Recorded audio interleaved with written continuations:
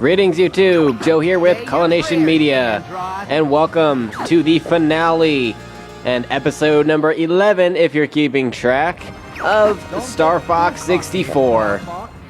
And in this episode, we're taking the Area 6 path, so this is post Area 6, on the way to Venom. And this level or mission is very simple but very difficult at the same time. We have to take on the entire Star Wolf team yet again, and just the Star Wolf team, nothing else. But they have upgraded ships to the point where they are immune to bombs. They have shields that protect against charge shots, and they're faster and have more powerful lasers as well. So it's going to be a little bit more difficult this time around because of all the reasons I just stated. So I suggest going after the planes that are going after your teammates first, because if they're free, they can help distract and occasionally shoot the Star Wolf members that are left. As you can see, Peppy's almost dead there, so hopefully we can keep him alive. And, oh, shut up, Pigma. There goes Leon. He goes down, so we have, I guess, 3 more to go. We have Andrew, Pigma, and Wolf himself. Crap, Slippy and Peppy are both almost dead. And the one thing I don't like about this mission, or just this level specifically, is how dark it is, because as you can see, it is pretty difficult to see, and that's not the quality, that's actually just how dark it is on this planet. This is actually Venom, but I guess it's Venom 2, quote-unquote, because this is actually, I believe, where you take out the, I want to say it's where you take out the satellites? No, it's not. It's not. I'm sorry. I don't know what I'm talking about. Just forget what I'm saying. I was thinking of Bolsey, but that's not this. Oh, crap. Watch out for those pillars, too. When you're doing your U-turns and stuff and strafing, those things can really get in the way. And they'll take off a wing pretty fast. Oh, crap. I'm about to die. I can't get hit again. Oh, boy. This is not good. And there's some health back. Gives you half your health back when you get those R-wing star things. But I'm better. I haven't even hit Wolf yet. Oh goodness, this is going to be a long fight. We only have Leon down so far. Where is everyone?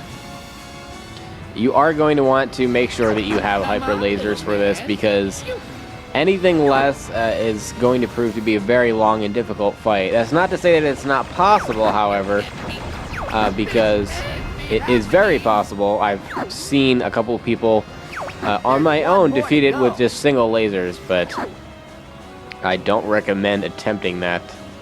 Okay, so we got rid of Pigma, and we just need to worry about Star Wolf now, and he's the, his name isn't Star Wolf, but you know what I'm talking about, just Wolf. Wolf is the most difficult because he goes after you, and I got him right where I want him now. And considering that he goes after you, he's always circling and trying to get behind you. Haha, wink wink. But yeah, that makes it kind of difficult when he's always chasing you. The others don't chase you as much. Okay, well, now that we've defeated the Star Wolf team, we're going after Andross. And we've made it to, this is supposed to be Venom in mission number 7. And the dialogue is going to be somewhat similar. Anyway, go to the left, and you'll know you're going the right way by if you're getting power-ups. If you're not getting power-ups, I guess you're not really going the right way. See, I just turned away from the bombs there. You can go that way. I don't really need bombs, though, so I'm not going to worry about it. So I don't know what happens if you go the complete wrong way. I think it eventually leads out the way you're supposed to go. I don't know if it just takes longer, but I wanted to go this way because this way has 2 bombs instead of 1, and 2 bombs are better than 1. But either way, I didn't really need them. I just wanted to show you that. Okay, so the boss fight leads off the same way the other one does, and it's not really any different. It is a a little bit more difficult in that he attacks you a little bit more often, and his attacks, I believe, might do a little bit more damage. I'm not entirely certain about that. Ouch. That wasn't cool. And yeah, you take the same strategy. So you want to attack his eyes, shoot the lasers at his eyes, and then when he is stunned, which he eventually will be if I ever hit his freaking eyes. Ow, don't punch me. And slap me. All that stuff. Stop it, Andross. I don't know how none of them hit me. Yeah, but once he gets stunned and he has to rub his eyes a little bit, you get some open shots at his hands. Or at least one of his hands. And that's what you want to go for, because we have to blow up each of his hands, and then after the hands, we have to blow up his face. Yes. And in a minute, he's going to start sucking air in. Ouch. Ouch. There's the air suck in. You can shoot a bomb in there and make him kind of like stunned for a minute, or you can simply get out of the way and allow him to... oh, he's supposed to shoot rocks out like that, and that gives you some health back, so that's why I wanted to do that, rather than shoot bombs in his mouth.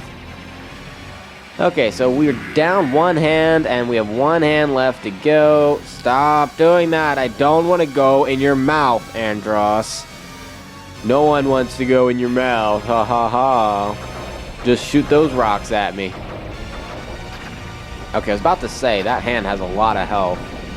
Oh, we got bombs too. Awesome. Alright, now you know what to do. You just shoot his head after avoiding the air suck thing that he likes to do.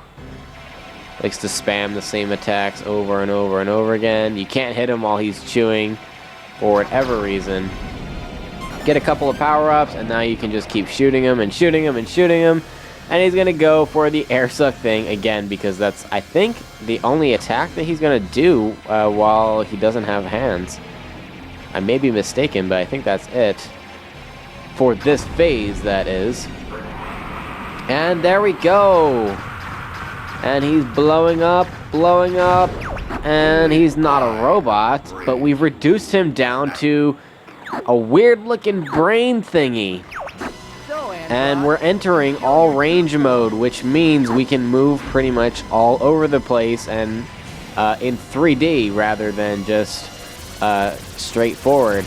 Now things get a little bit more difficult than just simply avoiding attacks that are coming straight at you. You're gonna have to use the radar in this one and shoot these levitating pieces that are attached to him by the electrical currents. And it is difficult. You do have to use the radar to know where they are, because it's kind of confusing. Obviously the big yellow dot is Andross himself, or the brain. And the two white dots on the map, as you can see, sort of see moving away from me there. Those are the things that we actually have to shoot. And if you get it scrolling across the screen like that while you're turning, you'll be in perfect position to get enough hits on it to blow them up. This part isn't that difficult because you don't really get hit. You know, he's not really attacking you, so to speak, so you're not going to be in danger of dying, really. After you blow those up, you get +5, of course. And now what's left? Well, we have to destroy the brain itself. So, we need to look for the weak points. And it will teleport a lot, which really sucks. When it does that, you want to do a U-turn, and you can see the weak points on there. It's very clear. It's kind of hanging off the back end there. There's actually 2 of them. I don't know if I destroyed one yet or not, or if the other one just doesn't appear until I destroy that one. Maybe that's it. I don't know. The teleportation, though, is very annoying, and this is where the radar comes even more so in handy to figure out where he is. But usually it's right behind you in the opposite direction, so you can just do a U-turn and be good to go. And that's what I'm doing, because I'm good at what I do and I understand what I'm doing. No, I'm just kidding. You know I have no idea what's going on half the time. We both know that. Go back here, brain. Die. He's got to be almost dead. Unfortunately, you don't get the boss gauge to know how much health he has. You just kind of have to guess, but he should be getting close to dying here any minute. Maybe 1 or 2 more hits. And, not quite. Not quite. Come on, Andross brain. You know you want to die. There we go. He's taking us with him. Huh? Oh, crap. That's a big explosion. Don't ever give up, my son. And who in the world is that? Father? Uh-oh. I thought Star Fox's father was dead. Follow me, It's Fox. James McCloud, and now things get even more interesting as you have to follow your father to safety, essentially, with the fire behind you. The smoke is everywhere. You can barely see anything. And chances are you're going to probably fly into the side, not knowing where you're supposed to be going. If you do take the wrong direction, you will die in the fire, in the explosion. So try to stay as close to your father's R-Ring as possible. And, of course, use the boost where needed to go around the corner so that you don't lose sight of him, because otherwise you won't know which direction he's turning, and that's just the worst possible thing that could happen with how many turns there are. And I swear there's more turns going out than there are going in, but that's just my own personal observation. And it looks like we've made it, thanks to James McCloud, the amazing and cool cat, James McCloud. I love his sunglasses, by the way. I think they're just amazing. And out we go with the explosion behind us, and Andross dead behind us as well. And we've made it back to Peppy and the rest of the crew. Fantastic. And that is the quote-unquote good ending. And Fox is going to look around for his father. And it looks like he's disappeared, but at least we know that he's not dead after all. And it's nice to know that after all this time thinking that he was dead, that he is still out there and still doing okay. And it doesn't give any more story behind that or any extension beyond that. But that's going to be it for Star Fox 64. And we've moved on to the credits here, and I might as well watch them because I don't think they take that long. I don't think it's more than 5 minutes. Hey, Fox. Oh, man, I remember thinking that these blocky graphics of the characters and their faces and everything were like the best graphics ever created. And they were at the time. Actually, they weren't at the time because PlayStation had much better graphics, or at least it seemed like they did. But looking back on it now, the graphics are kind of really bad. But I don't know. The ships and the vehicles aren't bad. I just think they did a bad job constructing the characters, although we didn't really care back then. Or at least I know I didn't. Oh well, this is still one of the best games of the time period, I think. Maybe a lot of people won't agree with that, but I'm a little bit biased towards this game. Like I said, I played this all the time as a kid and beat it multiple times per day on a lot of days because it was just so much fun. It was one of those games that never really got old, and I could sit down and beat it like 8 or 9 times in a row and, you know, still want to play it and still try to get to the different paths and all that stuff. Because if you play through one path of the storyline, you know, go through all 7 missions, whatever path you choose, it only takes a little bit less than an hour. And if maybe the first time when you don't really know what you're doing, it takes about an hour, a little over. But regardless, it's not that difficult of a game, so it's one that I could play a lot, even as a little kid, and be like, this is cool, you're blowing up stuff, you're shooting stuff, and things are exploding, and you're winning, and you're figuring everything out, and yeah, all that good stuff. And the other thing I liked about this game is that it was good for kids because it doesn't tell you if you miss stuff. Like, if you can't figure out how to go to a certain path, it doesn't, like, make you go there or tell you that you haven't yet and been like, you only have 5%. the game, whatever. Let's listen to this. Oh, no, sir. We prefer doing things our own way. Great Fox is ready to go.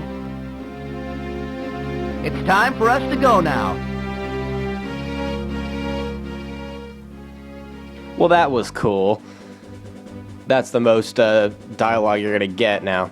But anyway, what I was saying was, it doesn't tell you, you only have, 5% of the game's items and all that stuff. Basically, you suck at life and you need to try a little bit harder in order to be a success. It doesn't do that to you, so you don't feel like you're just not completing the game. You still get to the credits, and there's no percentage thing on there, so it's good. For me, as a kid, I was like, yeah, I beat it. It was 100%. It was amazing. I'm the best ever. And, excuse me, it was like a little bit of an ego boost. And I don't know, it helped me spring into some of the harder games that came out after it, like the Ocarina of Time and Majora's Mask and all those games, because those are much more difficult. And while they don't necessarily have the percentage thing, like I was talking about,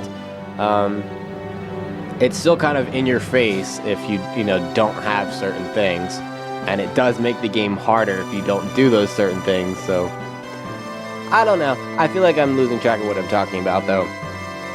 But we're getting close to the end of the credits. As for the quote post game, if there is one, there is actually an expert mode, and I think you have to get the medals on each of the planets, but we're not going to be doing that, obviously. I think one playthrough is good enough, but just keep in mind, if you get the high scores and all that stuff, you can do the expert mode, and it's just more difficult. And that's all there is to it.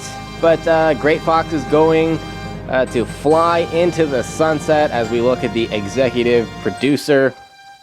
And that is going to be it for Star Fox 64. I want to thank everybody for joining me. It's been a fun couple of episodes, and it was only 11 episodes, but it was great reliving this game, and we're gonna move on to some bigger and better and cooler games in the future. So stick around. Thank you very much for watching, and stay tuned for next time. Game on.